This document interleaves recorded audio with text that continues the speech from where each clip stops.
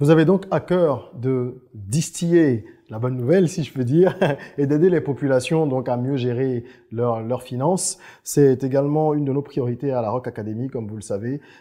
Notre mission est d'aider chacun à libérer son potentiel. Et parmi les gens qui nous suivent, il y a certainement des personnes qui n'ont jamais entendu parler d'intelligence financière, qui ne savent pas du tout ce que c'est. Alors, que diriez-vous à ce type de personnes? Quelles sont les notions de base de l'intelligence financière?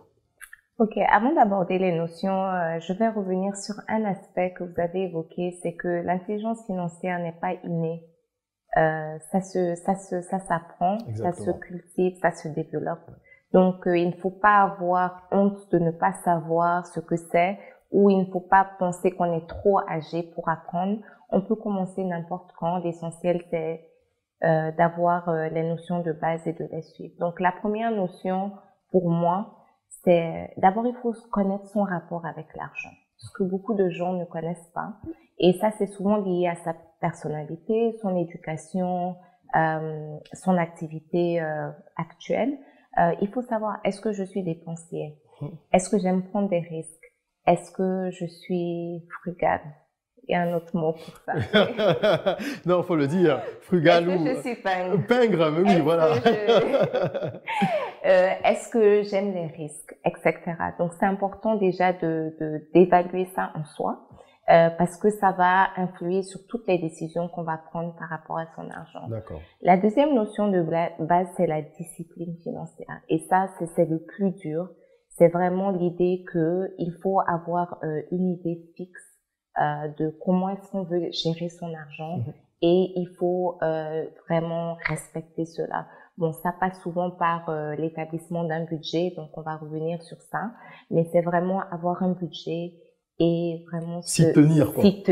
Et ça, c'est le plus dur. Bien sûr. Ça ne veut pas dire que on va toujours réussir, mais il faut, dans la mesure du possible, s'y tenir. Une autre notion de base de l'intelligence financière, c'est l'habitude d'épargner. La bonne nouvelle, c'est qu'au Bénin, on épargne, les populations épargnent beaucoup. Elles épargnent, 90%. Elles thésaurisent ou elles épargnent? Non, les deux. Mais je trouve déjà que 90% des adultes ont une forme d'épargne, qu'elle soit formelle, informelle ou non.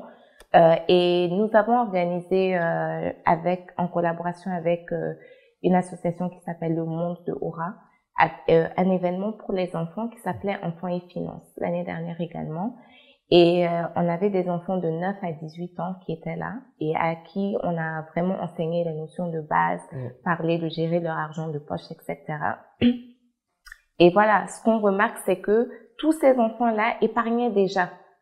Même à 9 ans, l'habitude existe. Maintenant, est-ce qu'ils savent pourquoi ils épargnent et qu'il y a différentes formes d'épargne? Non. Et là, donc, c'était d'aller en profondeur, de leur expliquer l'épargne, c'est pas de l'argent qu'on met de côté et qu'on prend, on va piocher dedans pour, voilà. Il faut avoir des projets pour son argent, etc. Et l'autre notion d'intelligence financière, c'est la diversification des ressources. Je pense que personne ne peut survivre avec une seule source de revenus. Je confirme. Aujourd'hui, je pense que même de façon plus large. Voilà, même dans un ménage, une seule source de revenus, c'est quasiment impossible. Quel que soit le pays aujourd'hui. Donc voilà, donc vraiment, l'intelligence financière passe par cela. Comment est-ce que je peux générer d'autres sources de revenus pour supplémenter mon revenu principal et réussir à mieux gérer mon argent. Parmi les notions de base que vous évoquiez, il y avait la rigueur. Il me plaît de revenir un petit peu là-dessus. En fait, dans les séries et les films qui nous viennent d'ailleurs, je pense qu'on a tous vu à un moment donné un protagoniste qui fait ses comptes avec plein de factures, combien je dois dépenser ce mois, combien est-ce que j'espère gagner, comment je m'en sors. Et je me demande si c'est une habitude que nous avons vraiment. Est-ce qu'il ne faudrait pas développer justement l'anticipation, développer davantage l'anticipation qui, selon ma compréhension, est un facteur très important dans l'intelligence financière, dans la gestion de ses finances personnelles? Tout à fait. C'est un facteur important. Je pense que au sein des commerçants ou d'autres populations, la notion de faire ses comptes n'est pas rare. On voit souvent un apprenti ou un enfant d'un commerçant à côté de lui en train d'écrire, voilà, sur un biquet, prendre un biquet, une feuille et puis de faire les comptes et tout.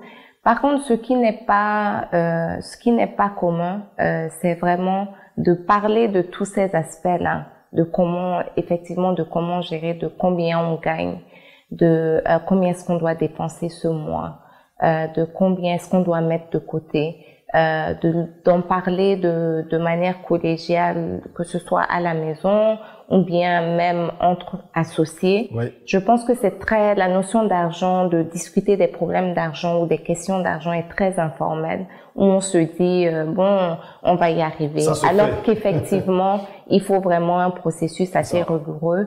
Et pour cela, la base, au fait, c'est le budget. Je pense, c'est incontournable. C'est impossible de pouvoir réussir à faire quoi que ce soit si on n'a pas un budget. Et le budget, c'est vraiment établir ses dépenses en fonction de ce qu'on perçoit, de toutes ces sources de revenus.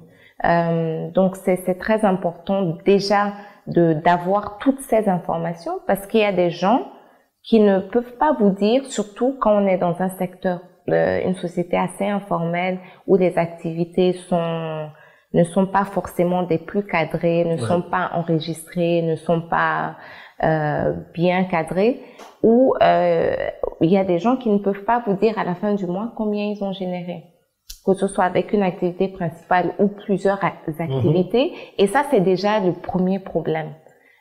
Si tu ne sais pas combien tu as, c'est que tu ne sais pas combien tu as dépensé. Combien tu dépenses et voilà. combien tu Et si tu ne sais pas combien tu dépenses, c'est que tu fonces vers la catastrophe. Voilà.